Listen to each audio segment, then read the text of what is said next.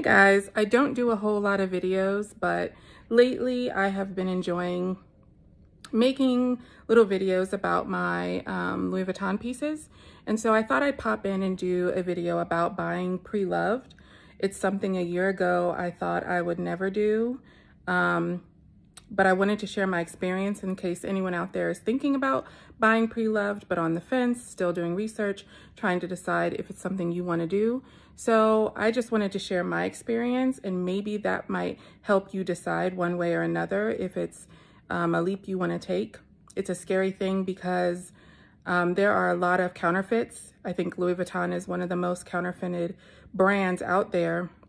And so you've got a lot of fakes that are pumped into the market. And so you have to know what you're looking for. You have to be buying from a reputable site, a reputable private owner. I would definitely say you need to do your research before purchasing, research on how to kind of identify or spot a fake through pictures, or how to spot the real deal.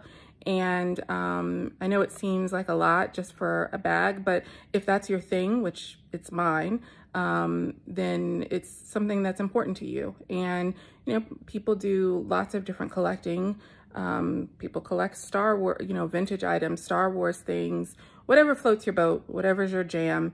And for me, it's style and fashion. This is what I purchased pre-loved. It is a vintage Louis Vuitton Alma, circa 1996. She's got some beauty marks there. Lots of love. So I can only speak to buying on Poshmark. I have not bought on Fashion File. I have not bought on Rebag.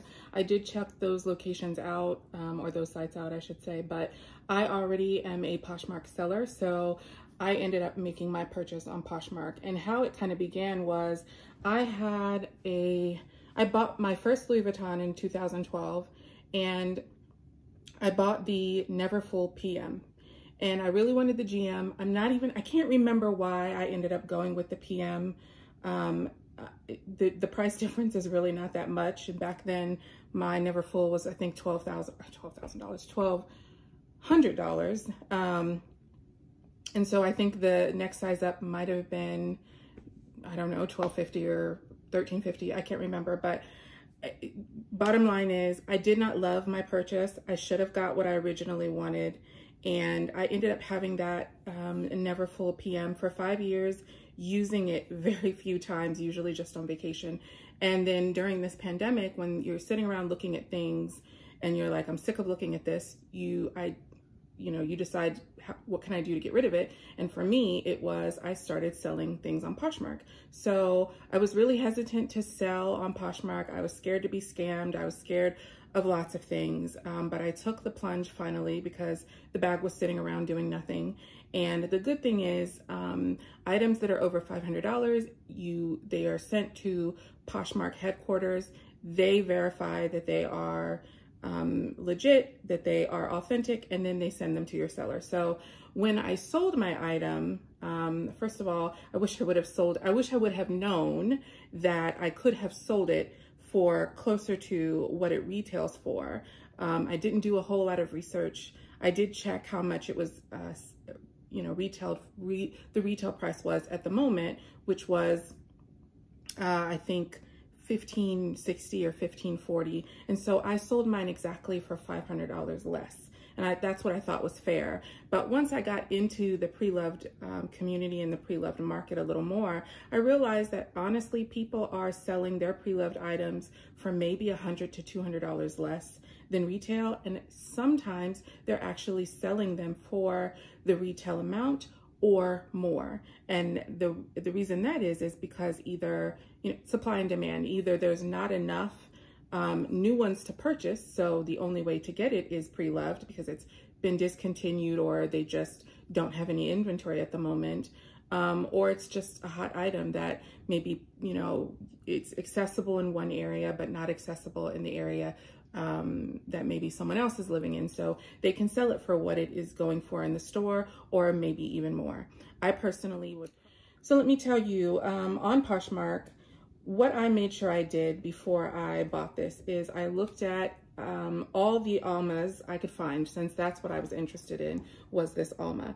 And when I did finally decide, or thought I was leaning toward this, the person who was selling this, I checked their whole site thoroughly.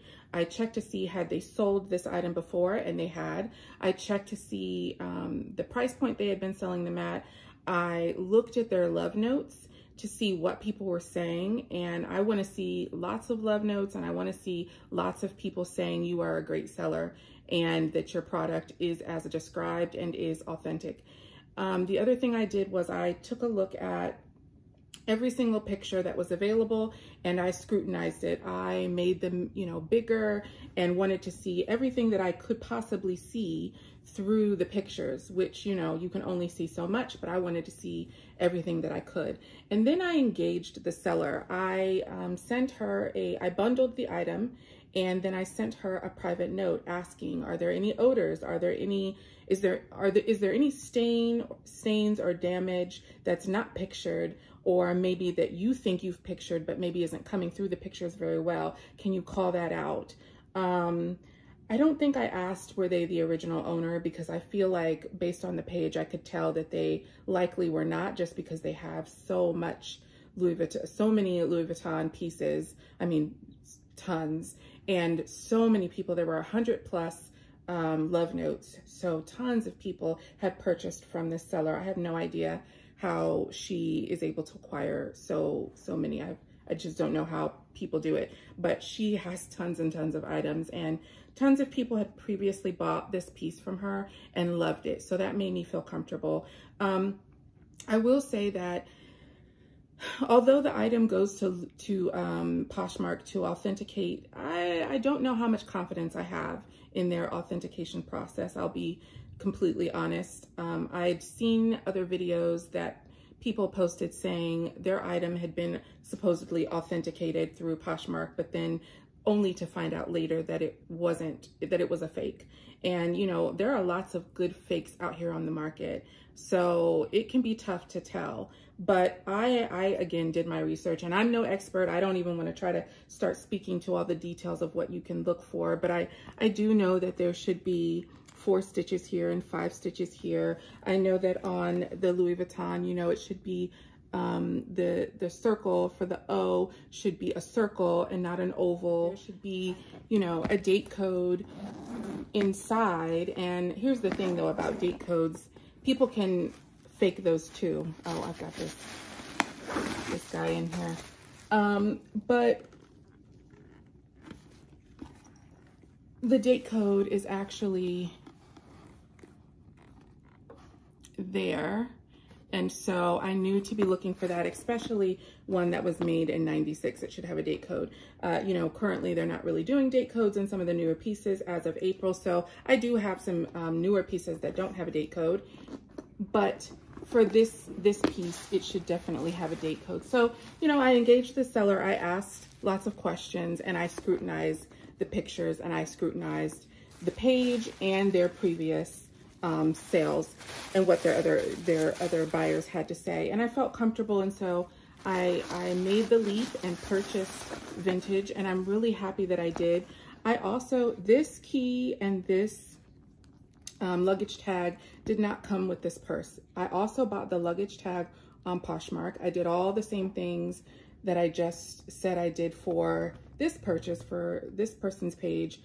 I knew I needed to get a vintage one to match the vachetta of this, you know, purse, because if I'd have bought a new one, they wouldn't match. And this came beautifully as well.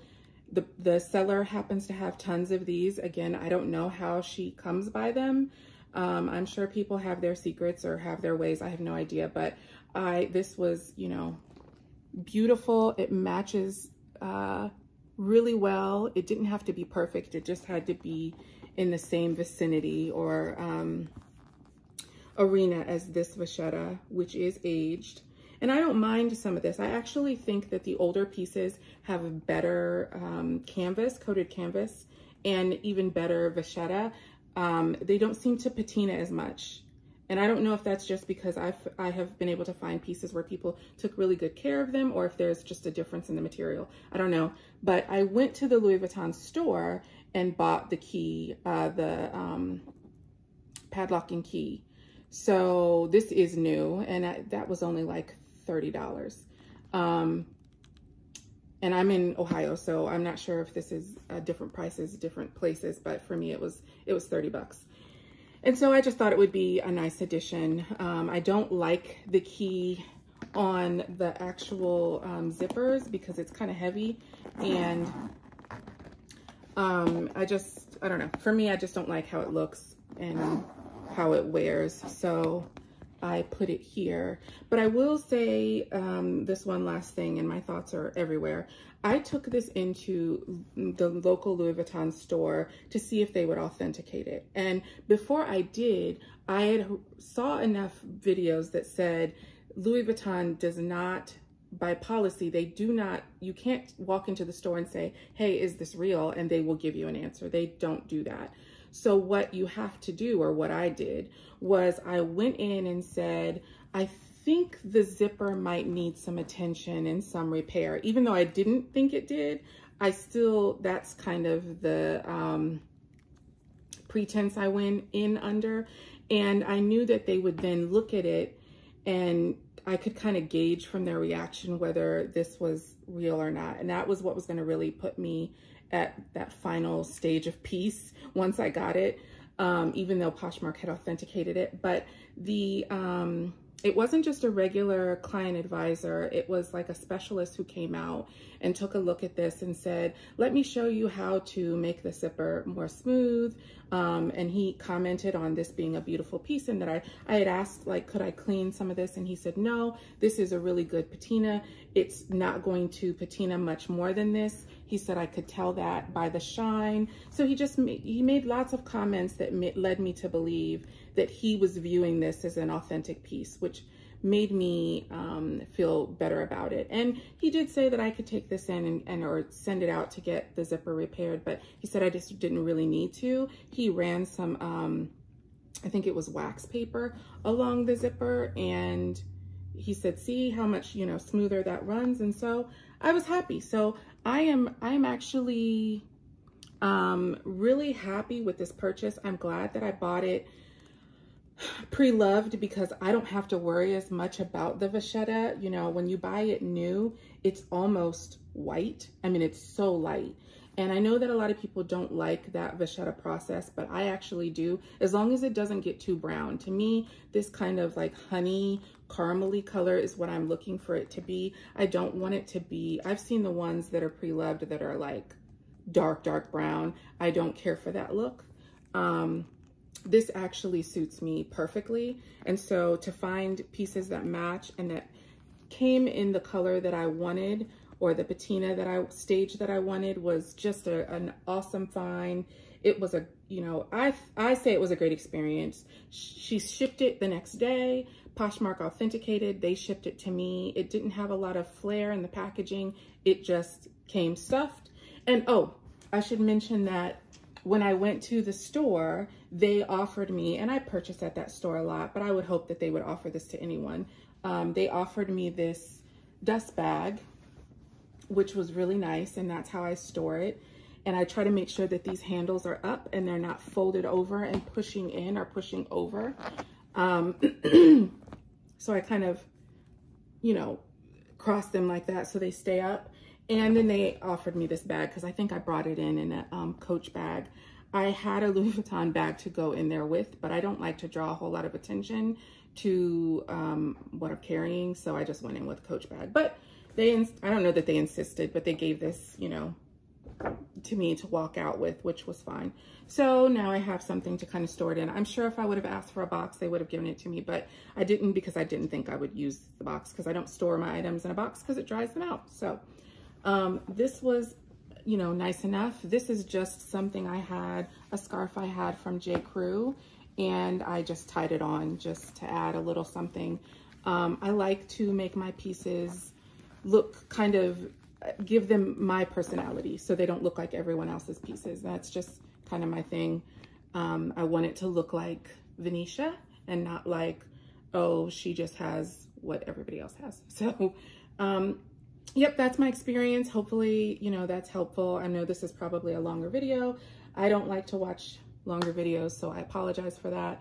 But hopefully you'll be able to skip through and maybe see something or hear something that is helpful to you or helps you make your own decision. So thanks for watching any part of it. And yeah, see you later.